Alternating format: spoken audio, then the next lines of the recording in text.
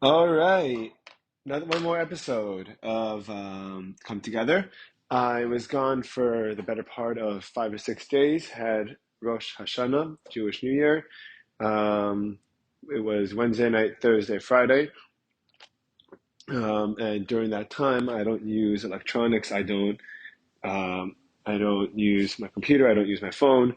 And so obviously it was a little bit more difficult to get guests lined up for this week, or at least for today, but I didn't want to let another day go by without recording another episode. So, a lot that has been on my mind lately. There's always a lot on my mind, but a lot on my mind lately. And it's funny because I find that I tried it when I'm always trying to get more information and to learn more. I guess podcasts in general have just made me love learning. I mean, I've always loved to read, and but I always thought that I was not good at learning. Um, and it turns out I really have just more of a specific way that I do learn, which, namely, is I learn either from interactions. Sorry, as in, from something experiential. An experiential, I'll go for example, if you try to tell me directions how to get from my house to another location in South Florida, unless I have experience actually traveling to that location and driving through, I have a very difficult time remembering that. But if it's a place that I've been, a place that I've driven through, then I kind of have that image mapped out in my mind already.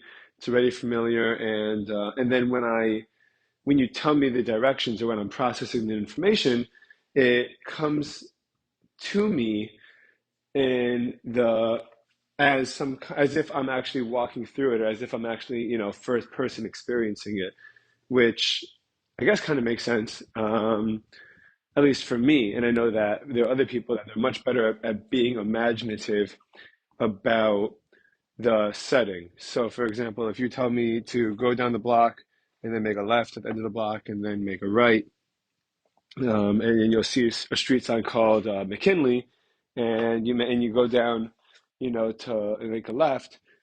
For me, those are just a bunch of words that I'm hearing together, and so it's just a process of memorizing words, which I'm not very good at.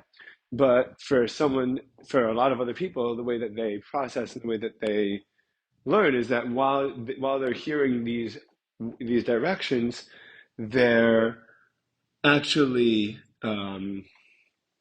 they're visualizing it. They're creating an image or a little map or a picture in their head of exactly what it is that they are of the directions that you're helping them get to.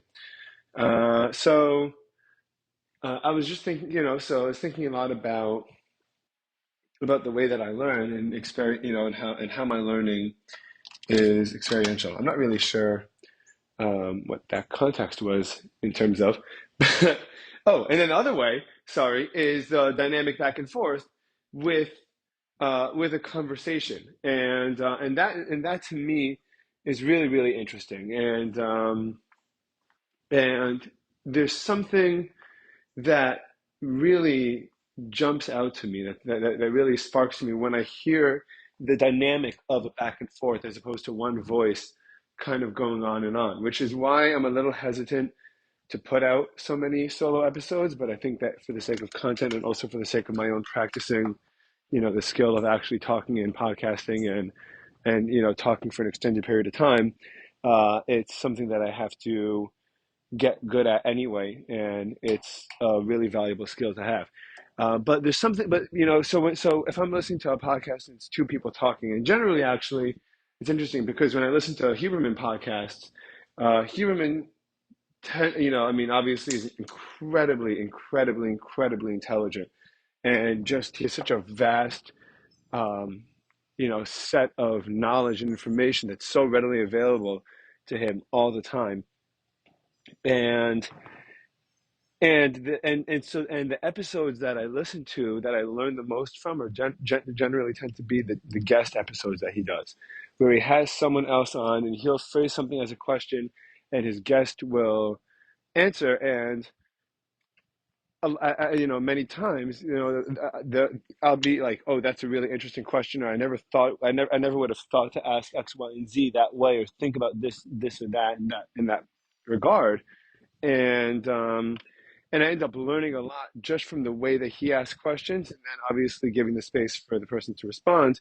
And in our brains, the way that our brains work is that if we have too much repetition, and whether that is, let's say me talking in this same tone for an hour straight, it's very hard to listen to repetition for an extended period of time. Our brains do not want to always be working.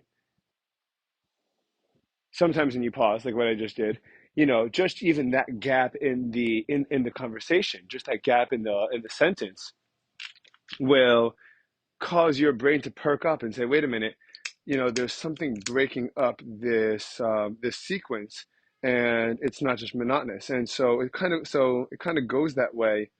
Um, Also with conversation, when and that's why I think that some of the most popular podcasts are the ones based on the guests, because on one hand, obviously one value that the guest brings is the fact that they're intelligent and an expert in a particular field or industry.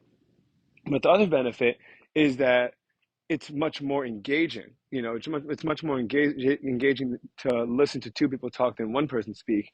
You get a change of tone, you get a change of voice, you get a change of narrative, you get a change of the way that people even think. And a lot of times you'll listen to conversation, and people will tackle conversations from so many different perspectives and so many different angles, that that's actually what keeps you involved as well. When it comes to storytelling, changing the way you talk is very important. And again, the hesitation, the lowering, and the going, raising your voice and lowering your voice to create drama, and to emphasize, a perspective, or an idea, is really, really important as well. Um, these are just some, thoughts that have been just going through my head recently. So when I go teach, the school I teach at has a security guard, and it's a low security booth before you come in. And and generally speaking, especially if you're a staff member, you get a badge, and you could just scan on through. And from what I've observed, which is not like all. I'm only there once a day. I get in at 4 o'clock and I leave at 6:15. So I'm not really there a whole lot to watch people's interaction with the security guard. But but for the most part, what I've noticed is that if you have the opportunity, you just kind of, swipe your badge, and you might wave to the security guard. You might drive right past him. It doesn't make a difference. But I always stop, just because for two reasons. Number one, I lost my badge a bunch of times, and so I had to get the guy to recognize me and say, "Hi, I'm the English teacher. He has to look up my license. Okay, I see that you're legit, or something. If he already recognizes me, he lets me in." But I try anyway to kind of stop and just see how it's going and talk to him a little bit. And I do this for myself because I just love social interactions, and it feels good on a regular basis to just get out of that. I spend most of the day. I might be on the phone for a couple of hours of the day, and I spend a lot of the day either listening to podcasts or reading, or obviously interacting via email or phone calls. But but I really, really crave, and I really love that one-on-one interaction, especially with someone that's potentially really interesting, and that is from a different world or background or perspective than I'm from. And that's why I kind of like to go. I mean, that's why, and I talked about this in the last episode. That's why I like to go to pubs. That's why I like to go to breweries. That's why I like to go to cigar lounges, because you can just sit down with people, and all these activities, generally speaking, all these places tend to be the kind of places where people hang out for an extended period of time. You go to a cigar lounge, and it takes an hour or two to smoke a proper cigar. And so you're going to be sitting in the same room with someone for a couple hours or for an hour and a half. You might as well get to start talking and see where the conversation is going to lead. Um, and other than that, I mean, I might say hi, good morning to the mail person, or thank you to the Amazon delivery, the person delivering Amazon orders, or or the mail or whatever it is, but I don't really get to talk to people so often like that. At least not if I'm being healthy or saving money, right? Because saving money, I'm not going out to pay $12 or $15 for a cigar. I'm going to buy a couple of cheap ones, all together and then take it home, um, and smoke at home. And obviously, if I'm being healthy, I'm not drinking as often. And so the social interactions are kind of limited at that point. So I'm sitting, so every day I drive by, say what's going on. It turns out that this gentleman, that's a security guard. Um, I can't tell where he was from. I He definitely did not look American, but he didn't kind of fit any kind of stereotype from any other country or place either, or as far as I know. And so I was talking to him, and he mentioned to me that he speaks German and he speaks Spanish and he speaks, I think, French and English as well. And I'm just like, and that does not that does not clarify for me even a little bit as to where this guy is from, right? Like, I mean, there's nothing in common with those, as far as I know, with those languages that he would be from a particular place. But he's trying to teach me a couple of words of German here. Guten Tag is good day, and then we speak a little bit of Spanish over here. You speak, and I just ask how he's doing, and how was his weekend? What's he up to? Blah blah blah. And I mentioned to him one day last week that I was passing by, and it was one of those stereotypical Florida, um, end of hurricane season, humid kind of day, where it's 90, 95 degrees, felt just the air is thick and wet, and you drive and you open the window, and your skin immediately is just soaked with condensation. And and I opened the window, and earlier that day I was started to smoke a cigar, and it was just too hot to continue it.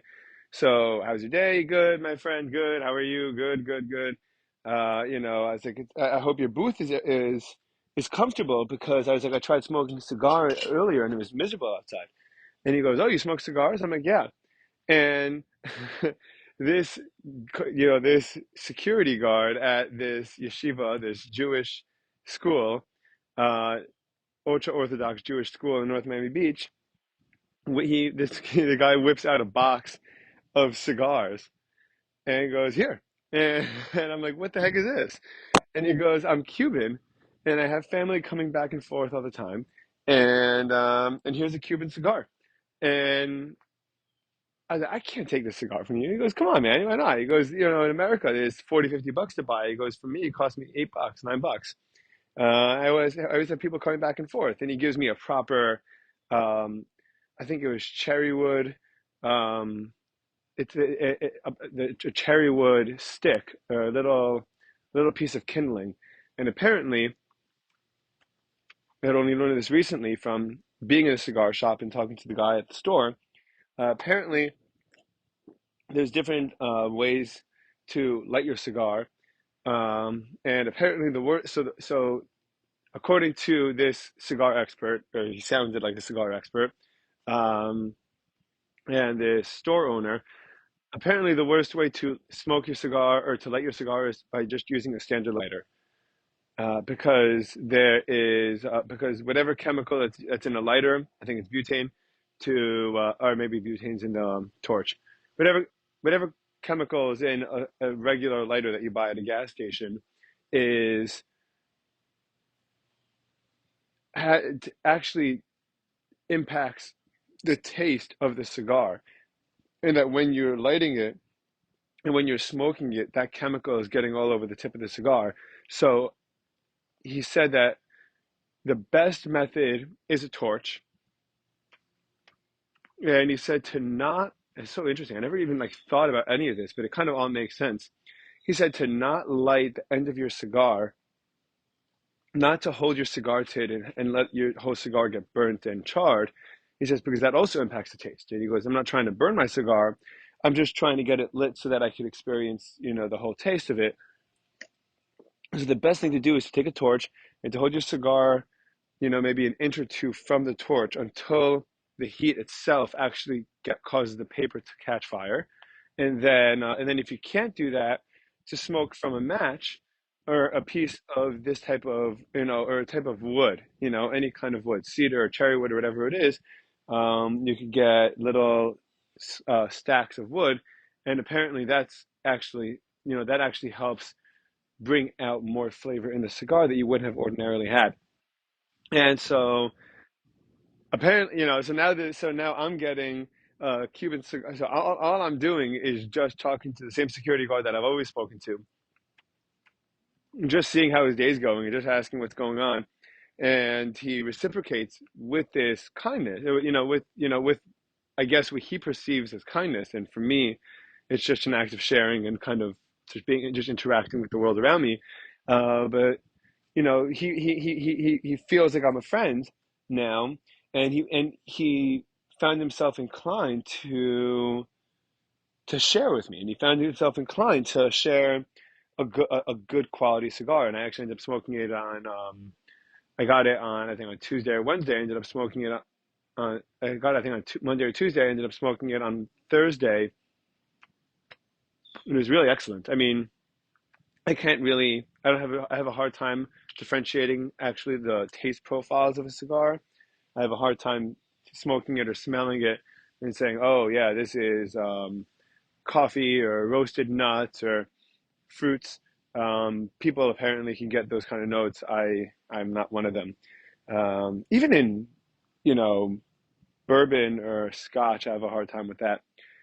Tequila, I'm pretty good at isolating the taste, and beer, I'm definitely very good at isolating the taste, or even the type of hops of where the beer would be from. But it was just such a wonderful feeling, and just such a great example. It just kind of reinforced my belief that it costs absolutely nothing to just treat people like we're friends, and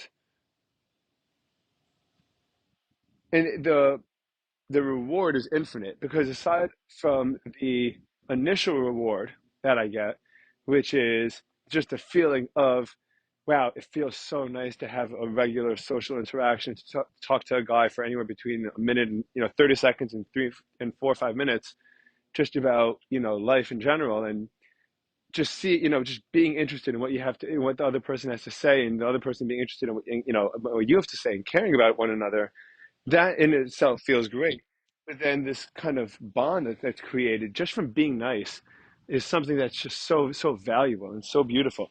And I really want to encourage people to do that more often, because I really think I know that we are hungry for connections. I know that we're hungry for relationships, and you know, again, a lot of modern day research shows that our brains have been hijacked, rewired to kind of search for we feel validated and we feel rewarded by notifications and likes, but we also feel validated and we also feel rewarded. We also feel really great when we actually share with someone and we have a positive social experience where you walk away and you interact with someone, and you felt like it was good and they felt like it was great, and or at least you think you feel like at least you think that they thought it was great. Excuse me. And and you walk away and your whole day is better. Whatever kind of dopamine hit I get from a notification on Twitter is nothing compared to the feeling of having a positive social interaction lasts far longer and feels a lot more healthy, a lot more sufficient. It's almost like the kind of feeling that you get when you get full off a healthy meal, or you get full off of junk food. When you get full off of junk food, you kind of feel like that feeling in your gut, and that feeling like, I can't believe I just did that. I just ate, for the first time in a long time, I ate 3 slices of pizza on Saturday night. My friends and I were watching the UFC fight 307, which was an awesome, awesome, awesome, awesome fight. I am so happy that I got into that fight night. I'm so happy that I got into UFC, because it's such a great. First of all, it's only once a month, So it doesn't require a lot of commitment. And generally speaking, I've kind of, my friends and I have kind of turned it into a cult um, community event where people will all gather at one place, anywhere between 5 and 10 people will gather in one place once a month on Saturday night, get pizza, hang out, drink some beers, smoke a little bit maybe, and and just watch the fight. It starts at 10 p.m., ends at 1:30, 2 o'clock in the morning. It's a long time, but it does such an incredible job bonding the people in my community that you kind of like you know that you have something together. You know that you guys share in something that I'm sure that I know that obviously it's gotten huge and is bigger now than it's probably been almost ever. But you guys are joined in something that like you guys know that you all enjoy and that you're all, we're all part of something together, and it's really really really wonderful. I was talking to my students about tribalism. I don't even remember if I was talking about this on any of my episodes until now, but um, we were talking about tribalism. We're talking about what that means. And we're like, what does it mean? Is it good or is it bad to be tribal? And initially the response was bad. And I said, why? And they say because tribalism creates a space for racism, anti-Semitism, for people to harm one another, kind of get away with it, and excuse themselves for it. It's really a problem. I said, yeah. And when does it work out? When is it good? And they're like, well, when you see someone that is going through something that you consider part of your tribe or part of your own life, they're part of your crew, and even if whether you know them or not, if there's something that is something that indicates to you that they're one of you, you know, you look alike, or you both have glasses, or in my case, if you're both Jewish in not in a overwhelmingly not Jewish area, you kind of like have a sense of I'm going to look out for this person, and then so I said, well, that's great, it's true, and I said, and then but we have different forms of tribalism. So, for example, if I was walking with my friends in Alabama, and someone calls my friends and I, my friend and I, or even if someone I just know, yeah, we're not even particularly good friends, but we're both Jewish, we're both Orthodox, we both have our kippahs on, and we're both noticeably Jewish. We're both wearing white shirts and black pants, and someone says, "Oh, you stupid dirty Jews, free Palestine," and and Israel is, and then separately, Israel shouldn't exist. You guys are just a bunch of whatever it is, colonists, or calling us names, cursing us out. And my friend and I, obviously now we're tribal, and we're responding tribally, which is we support one another, and yo, it's not cool, blah blah blah, push back a little bit. But then later on, and we all feel a sense of closeness and connectivity because we've been grouped together as part of a tribe, and um, we experience this negativity that's directed towards us together, and for something stupid like the fact, like, because of our religion. So um so my friend and I could proceed, so we feel the sense of closeness, and then we could proceed to go home and watch a basketball game, and I'm a Knicks fan and he's a Heat fan, and all that camaraderie that we felt if we're watching a Knicks Heat game is all that camaraderie wears immediately. And what happened? And it turns out that this tribal perspective will continue, is constantly, like, we're constantly reprocessing and looking at the world and seeing, or looking at people and seeing in what ways are we going to be in the same camps or separate camps. So one minute, I could be in the same camp as someone, and then I find out, we're both Jewish, and then I find out that politically they lean far left or far right, which I'm not either. So um, so all of a sudden, our entire sense of camaraderie kind of falls apart in this tribalism. But what I was telling my students, and what I really try to live by, and what I really try to do as well as much as possible, is just like it's so easy to be fragmented in your tribal experiences, we also have a lot in common that brings us together. And we also have a lot in common that I'm sure that if we spent 2 minutes trying to figure out, we can find something that we all get along with. Some reason why we could be part of the same camp or the same tribe. So, so I don't think that tribalism is something that like encaptures an entire being. I think it's our way of responding to potential threats, and then one of the ways to preemptively or even afterwards, not even preemptively, but even reaction, in terms of reacting to remove a threat or to distance oneself from a threat, is to say, hey, man, like we're all on the same things anyway. We all want the same thing, and so someone could, if it's different religions, well, we both are parents, or we both want the best for our kids, or we're both athletes, or we both like to jog, or we both love this kind of music, or we both like drinking arak, which is this. I think it's the same thing as uzi, which is the Greek drink. It kind of tastes like black licorice.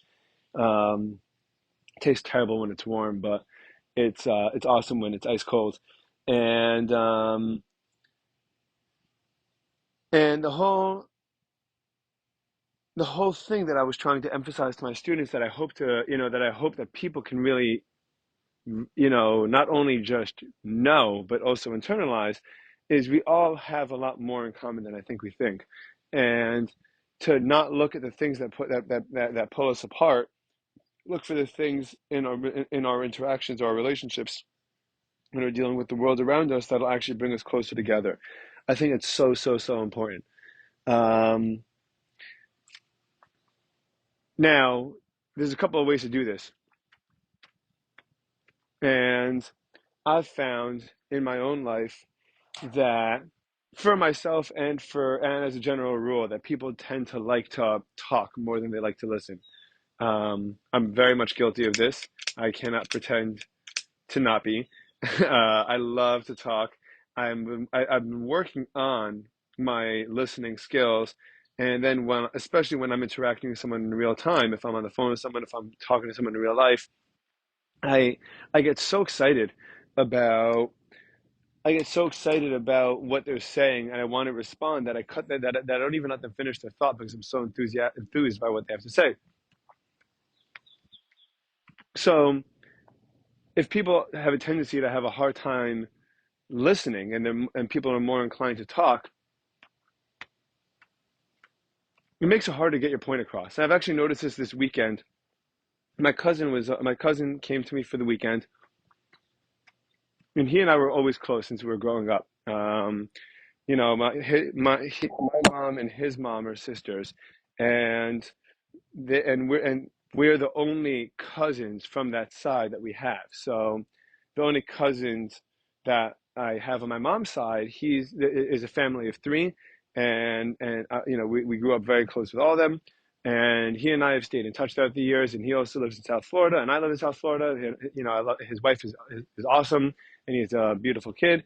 And but and then as time has gone on, and as we've kind of developed and matured and gone our own ways in life, I've noticed that we're both stubborn people, we're both opinionated people, um, and I noticed that a lot of our more serious interactions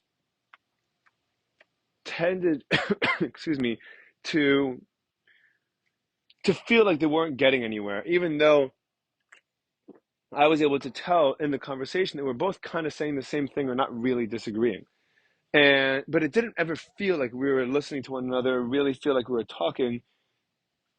We felt like we were more talking at each other than listening to one another. And I was trying to figure out, and I didn't really know how to acknowledge that, and B, how to stop it, how to prevent it. I really, and then I was just listening to, who else? A Huberman Lab podcast. And one of the things that his guest was saying, I'm actually going to pull up her name because I think it was so beautiful and it was so valuable. Is Her name is Dr. Maya Shankar, Shankar, and one of the things that she said, or and even in passing, but that I found it to be so relevant and so important, is that people listen more when they're being asked a question, because what you're essentially doing is you're offering them an opportunity to talk and for them to take the floor. And for and the real skill in getting people to think, or getting people to change their minds, or getting people to kind of open up and to feel like you're having a productive conversation, the real skill is not necessarily in the content that you have, but the way that you're phrasing questions to them, to these people, to anyone that you're talking to get them to realize what the point that you're making is. Because if you're asking them a question, they're looking to respond. And if they're looking to respond, then they're going to have to listen to what you're saying in order to respond appropriately. So rather than making a forcible point, ask, well, can you explain this, this, and this about your point? And that way, you're getting what you have to say across, and they're forced to respond to what you're saying without you actually even ever arguing with them. So the conversation doesn't have to be an argument. It could just be a back and forth, and you could just, and especially if the temperament is right, which is, I'm not trying to attack you, and I'm not even necessarily disagreeing with you. I'm just trying to understand where you're coming from a little better. A lot of times, the way that I've changed my mind the most is when people have asked me questions, continue to ask me questions on a point that I make. So if I have a stance about immigration, right, um, which I don't have a very strong stance about, other than I don't think that we should have an open border. But I do think that we do need an enormous amount of reform in terms of the way that that the current immigration, the way that the path for people to become citizens is. But that's not, I mean, I'm not even interested in getting into that, just for the sake of this conversation or for this example. If someone so if someone were to ask me, what's your stance on immigration? And then I would explain my stance on immigration. And rather than them saying, oh, you're an idiot, because of this, or no, the reason why an open border isn't so bad is because of that, or what do you say about this? Instead of them pushing back, if they question the premise of what I'm saying and ask me to clarify until I find myself at a dead end and I say, oh, shoot, I didn't even think that far. That's when I change my mind the most, right? So I end up changing my mind the most. And it's just my own experience, but I think it happens for a lot of other people too. I definitely notice it in my students, and I definitely notice it in my relationship with my close friends. The most productive conversations we've ever had is when I'm listening and I'm being thoughtful about what they're saying, and responding thoughtfully in the form of a question to a strongly, to an opinion or a statement. Because, and unfortunately, this is actually one of the things I really dislike about alcohol in general, especially the way that it impacts me, is that alcohol makes it heightens my it lowers my ability to listen, and heightens my my desire to express myself, um, often at the cost of even listening to what the person I'm talking to says. And so I found that my least productive conversations are when I have a couple of drinks in me, and my least productive conversations are, or arguments, or when I have a couple of drinks in me or more. And I've actually, and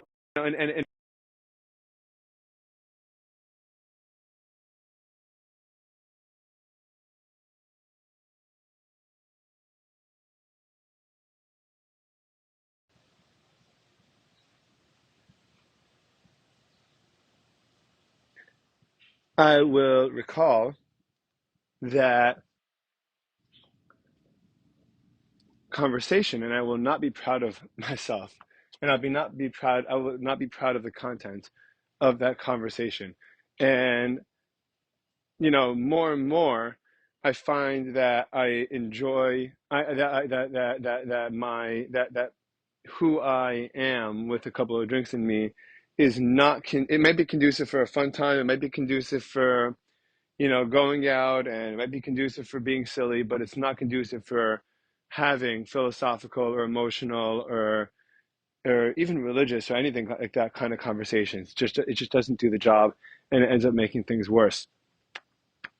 So I've been working very hard on, aside from listening, and aside from expecting other people to listen, communicating in a way that is going to get the best results. And I think it's really, really, really important.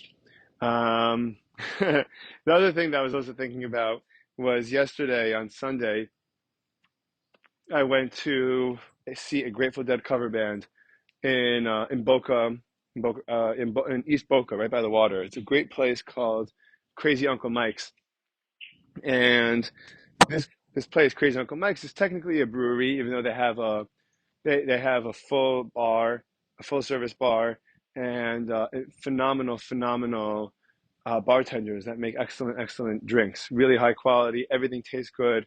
Everything tastes great. Just tastes like premium quality materials. And they have it's a beautiful venue. It's huge, and it's a music venue. They have live music, I think maybe 4 or 5 days a week, and very frequently, every couple of weeks they'll have, either once a week or once every couple of weeks, they'll have a Grateful Dead cover band. And this particular band was playing, they called it a jam because I don't think this group of musicians actually plays together very frequently, or not formally at least. But this is the second time I went to hear them, and they were the first time I went with my wife, and they were just incredibly talented. This time my wife didn't want to go back. Um, and just wasn't in the mood, tired. And we just had, again, a 3-day holiday with a lot of family around constantly. So sorry, she's going to pass. Okay, makes a lot of sense. I totally get you. So I decided to go by myself. And I went by myself for 3 hours to this Grateful Dead cover band. And I didn't spend a lot of time interacting with other people, as much as just enjoying the music and just hanging out and soaking in it. But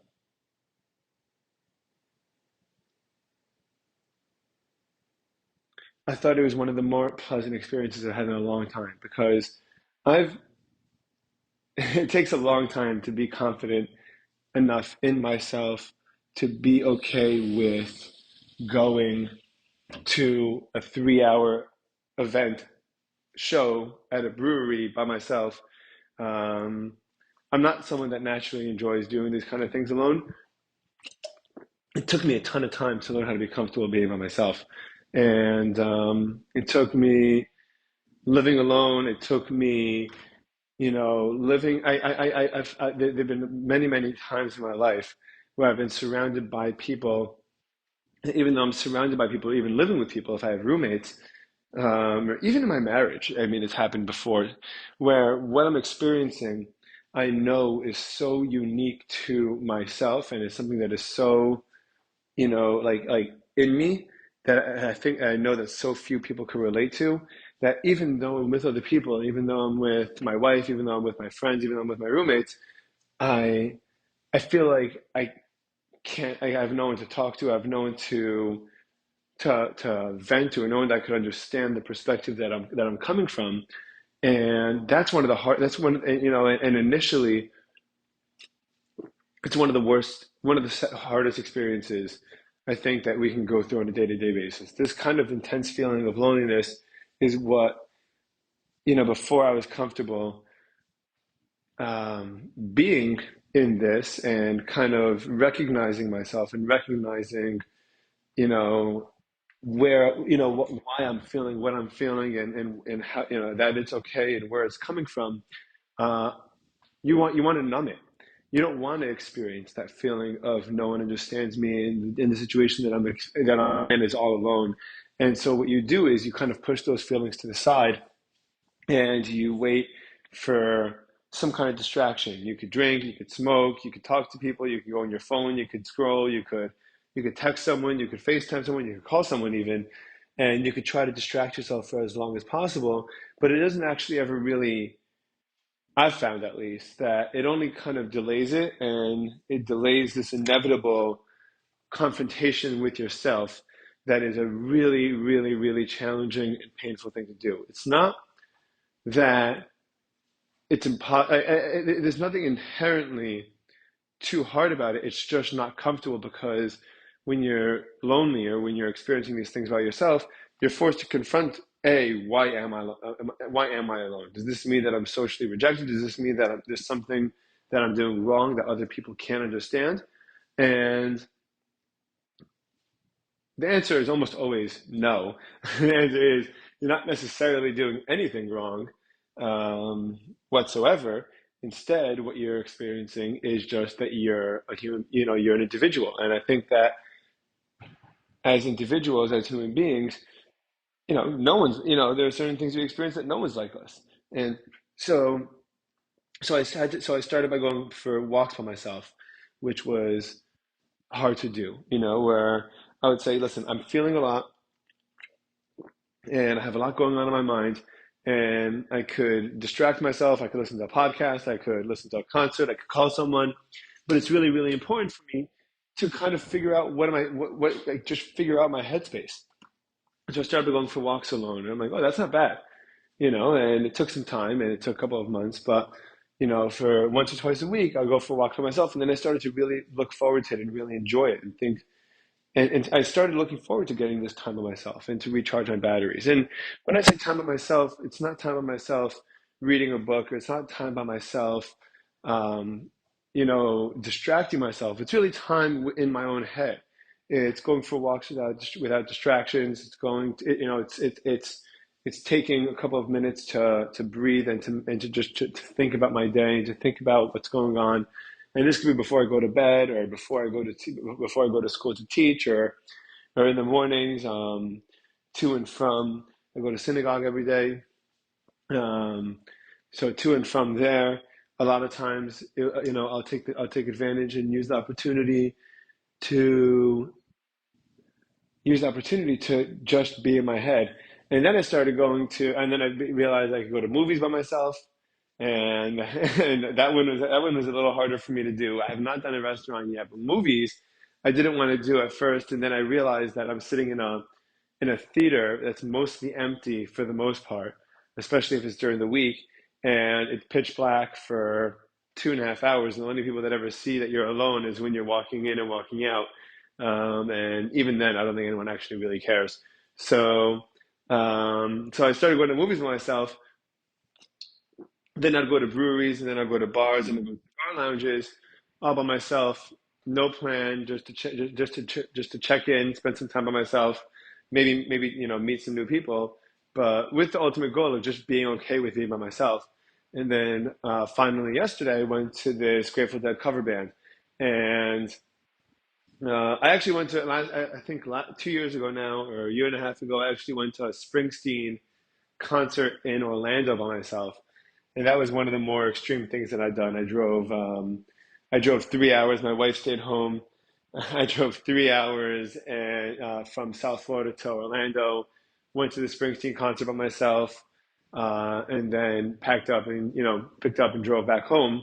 But and that, but I mean, the whole thing was really, really, really incredible, and it's enormously gratifying to just take the time, especially on a Sunday or on a weekend or a time that you have off, and to kind of do something with yourself, put yourself in that forward motion, in that active kind of mindset, but doing it by yourself, and kind of just seeing where that takes you, and how you feel about it. And for me, it was just this wonderful event and this wonderful experience of being able to recharge my batteries, soak in this music, not worry about what anyone thinks about the type of music, whoever I brought, what they think about this music, or what they think about this song, or what they think about the fact that, I mean, it was actually crazy. This the lead guitar player, who for Grateful Dead music, if you're not aware, what made the Grateful Dead so incredible, a lot of things made them so incredible, but the de facto leader of the band was a guy named Jerry Garcia, who is this incredibly articulate solo guitar player, and he believed in, he would essentially use his guitar and notes to just speak long form thoughts, emotions, and sentences out, depending on the song. And so, he'll take a song that's 2, 3, 4 minutes ordinarily, and just stretch it out. Just take the song, or take the theme, or take the vibe of the song, or take the whatever frame of mind that he was in, and just take the song and stretch it out, and make a conversation with the audience where he's talking to you through his playing lead guitar. And it's obviously one of the more important components of Grateful Dead music, or of this or this particular type of jam music. And obviously, and the cover bands are primarily based on, that a cover band is judged pretty much how based on how good their electric guitar playing, or the lead guitar player is. And this band in Boca yesterday, or this jam, was being led by a kid that just turned 17 about a week ago. So he's a 17-year-old kid, and he's at this brewery, and he's playing with a bunch of adults that have been playing music their entire lives. A bass player, rhythm guitar player, keys player, saxophone player, and a drummer. And all these guys are probably in their 40s or 50s, and they're all jamming, and they're all incredible musicians.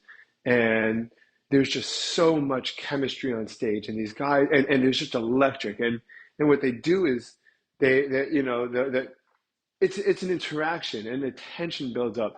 And and one person saying something with one instrument, and then the drummer changes the pace of the whole feel of the song with his playing. And then all of a sudden, and then you hear a couple of bass chords, or bass notes just ripping through everything. And and then and then, and then everything is kind of just picking up together, and rising, rising, rising, rising, and then crashing and slowing down again. And there's just this collective build up and release that even that the audience experiences as well.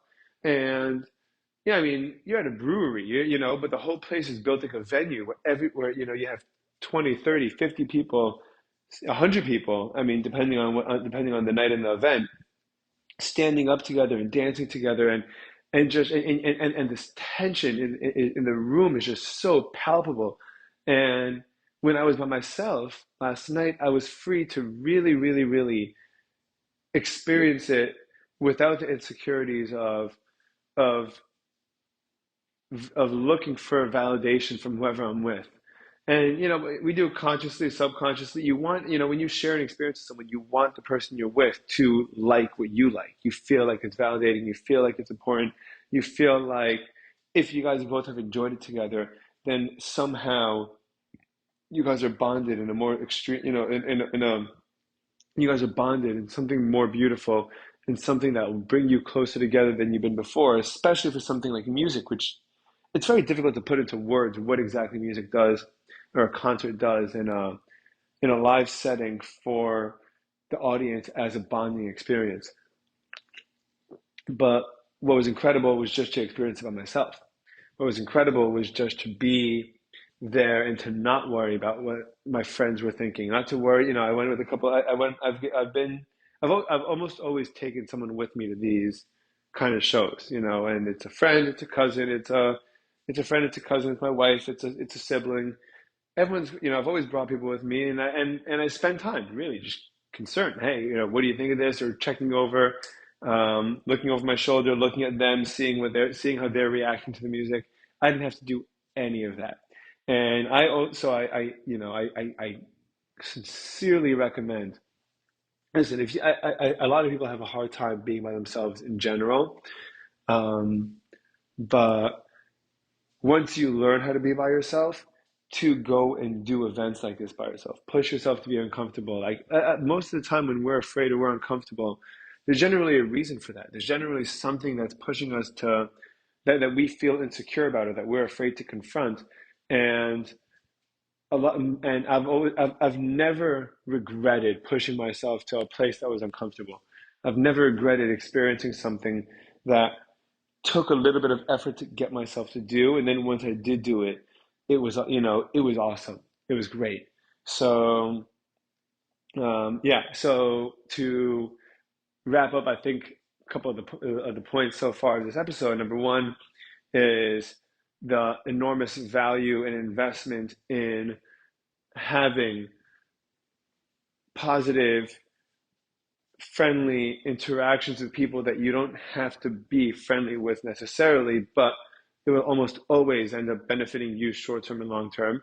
Number two, the best way to get people to listen or to change their mind is not by beating them over the head with your argument, but to engage in a conversation and use questions that allow them to be thoughtful about where they're coming from, and that way they could kind of come up with, oh wait, maybe, oh yeah, I understand now where you're coming from. They get to the same place as you, but through their own thought process, through their own experience.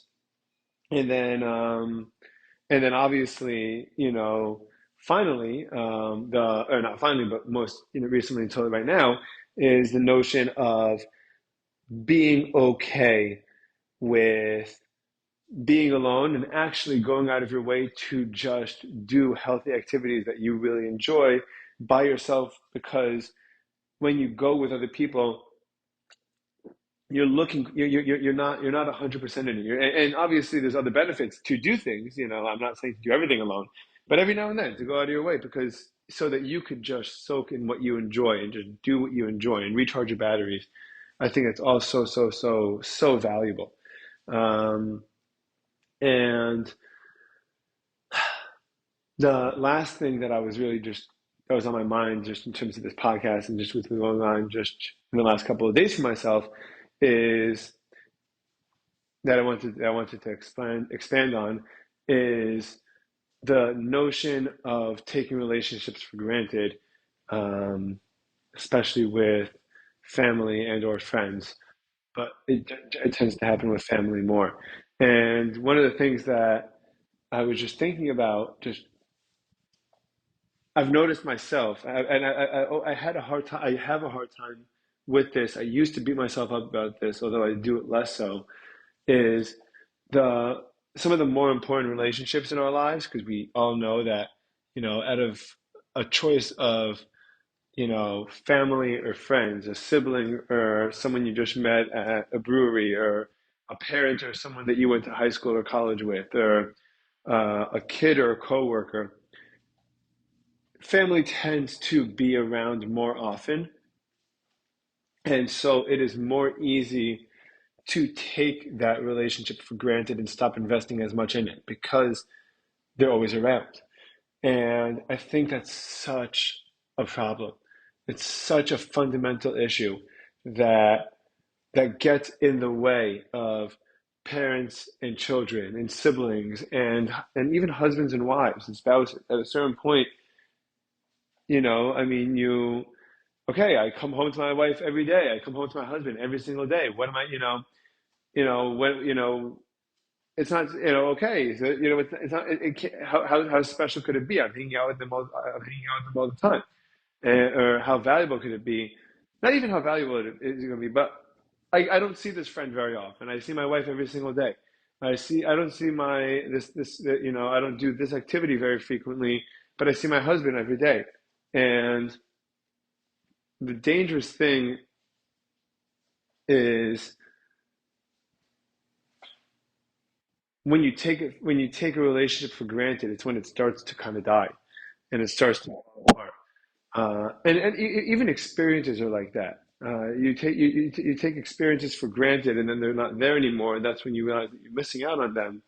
Um, we know that our relationships aren't going to be there forever, because we know that nothing is really there forever anyway. And um, and I think it just does us so much more harm than good when and I also think it's natural. That's the other thing. I don't think that when people take relationships for granted, it's not coming from a malicious place. It's not coming from a place of I want to hurt them, I don't care about them anymore, or anything like that. I think that it rarely occurs in the form of I want to hurt my spouse, so I'm not calling them, or following up with them, even if I leave the house for an hour or two. I'm not, I haven't spoken to my siblings in a couple of weeks, And but they're my siblings. I'll see them again soon, so I'm not going to pick up the phone and call them. And this has just been on my, just something I was thinking about for myself, because in my own life, my siblings I'm the oldest of six kids. I'm 28. I'm the oldest. The rest of the ages range to up to 13. So anywhere between 13 and 28.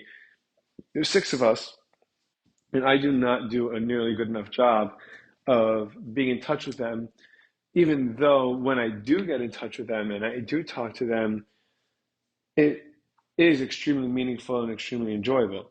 It is extremely valuable to me, but it's so easy for me. It's so natural for me. There's a voice in my head, and it's so dominant that says, you could just call them later, you could just text them later, and it never ends up happening. And then the relationship ends up deteriorating to a certain extent. And until I put the work back in again, it continues to deteriorate. Uh, and I haven't really thought through so much any kind of tangible tools as just like understand why, or explain how to be better about it, other than just saying I want to be better about it. But I think it's something that it's been weighing on my mind. Even other friendships, the closest friendships that I have, where I just feel like I know they're not going to really go anywhere. I don't feel like I have to work as hard for, and and I'm trying to figure out a tool to implement, or some kind of way of being that stops me from that kind of takes this taking my relationships for granted and puts an abrupt stop to it, and to just tell people or show people or say even to myself how lucky I am to have a good relationship with my siblings, with my parents, with my wife. And even though I don't feel, okay, I just talked to them, I was just with them, or I spoke to them a couple of days ago. I don't have to call every couple, I don't have to call all the time. It goes so far to express that you care. And it goes far for me too. So the times that I go out of my way to reach out and say, hey, I'm just letting you know, thinking of you, how's it going? Or if my sibling asks me what's up, instead of me just saying good and calling it a day, I tell them, oh, it's good because of this, and I'm working on this, and this is a little harder for me right now. And they feel like I care about a relationship, and I feel like I care about a relationship. And then that's kind of a tool to fight back that complacency that I think is totally natural and totally human, but is something that if it gets out of hand could be could end up ruining and destroying families, marriages, and some of the most important relationships that we have in our lives. Um, yeah, I'm not really sure why this is so prominent in my head right now, and why this exact train of thought is kind of just flowing right now, but here's where it is, and I have to get back to making sales and calls, and I have to prepare my class for in an hour from now. So I'm going to call it here, but um, I'll be back again, hopefully tomorrow, hopefully Wednesday, maybe Thursday, with a couple more guests, a couple more episodes this week. That's it for now. Bye, everyone.